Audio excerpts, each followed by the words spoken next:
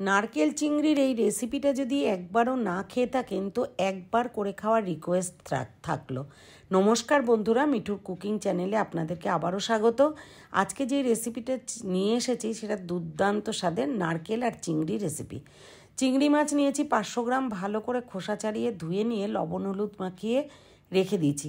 লবণ হলুদটা খুব ভালো করে মাখাতে হবে যাতে প্রত্যেকটা চিংড়ি মাছের গায়ে লবণ হলুদটা মাখানো হয়ে যায়। রেখে দিয়ে এরপরে একটা নারকেল নিয়েছি, ভালো করে পিস পিস করে কেটে নিয়ে ব্রাউন পার্টটা কেটে বাদ দিয়েছি। একটা ছোট সাইজের পেঁয়াজ নিয়েছি, 1/2 ইঞ্চি আদা গ্রেট করে নিয়েছি, আর 5টা কাঁচা লঙ্কা নিয়েছি। ঝাল যেমন খাবেন ঠিক তেমনই নেবেন। এখানে 3টে কাঁচা লঙ্কা প্রথমে হাত দিয়ে ভেঙে পেঁয়াজ আদা আর লঙ্কা একসঙ্গে জল ছাড়া কিন্তু একটা পেস্ট করে রেখে দিয়েছি। এটা বাটিতে নিয়ে এরপরেই আমি নারকেলটাকে পেস্ট করে নেব। নারকেলটা কিন্তু দেখুন একদম সাদা হবে, কারণ ব্রাউন পার্টটা কিন্তু বাদ দেওয়া। নারকেলটাকেও পেস্ট করে রেখে দিয়েছি। এরপর কড়াই গ্যাসে গরম করে পরিমাণ মতন সর্ষের তেল দিয়ে লবণ হলুদ মাখানো চিংড়ি মাছটা দিয়ে দিলাম। দিয়ে বেশ একটু ভালো করেই ভাজা ভাজা করতে হবে। সবসময় চিংড়ি মাছটা কিন্তু খুব বেশি ভাজা যাবে না, খুব বেশি ভেজে নিলে একদম শিটে হয়ে যাবে, খেতে ভালো লাগবে না। ওই একটু লাল লাল হয়ে গেলে কিন্তু চিংড়ি মাছটা ভাজা কমপ্লিট। এর মধ্যে আমি যে পেঁয়াজ মিক্স করে রেখেছিলাম, লঙ্কা পেঁয়াজ আদা, এটা দিয়ে দিলাম। দিয়ে বেশ কিছুক্ষণ নাড়াচাড়া করতে হবে। ততক্ষণই নাড়াচাড়া করবেন যতক্ষণ কাঁচা গন্ধটা না যায়। কাঁচা গন্ধটা গেলেই একদম কিন্তু ভাজাটা মানে মশলা কষাটা মোটামুটি কমপ্লিট। এবারে এর মধ্যে আরও কিছু অ্যাড করতে হবে।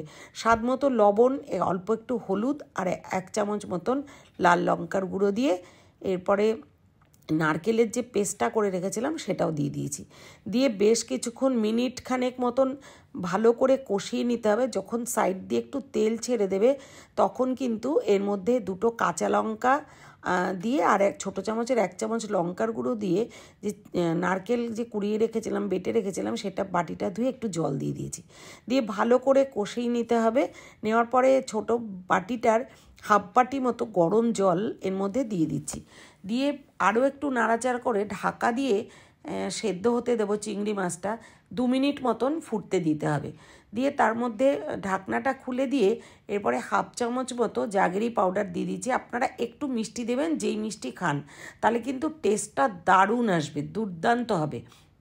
এরপর গ্যাসটাকে কিন্তু হাই ফ্লেমে দিয়ে ভালো করে নাড়িয়ে চাড়িয়ে নিতে হবে।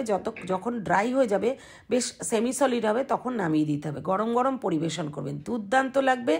আর যারা এখনও সাবস্ক্রাইব করেননি তারা সাবস্ক্রাইব করে আমার পাশে থাকবেন, বেল আইকনটা প্রেস করতে ভুলবেন না। Thanks for watching.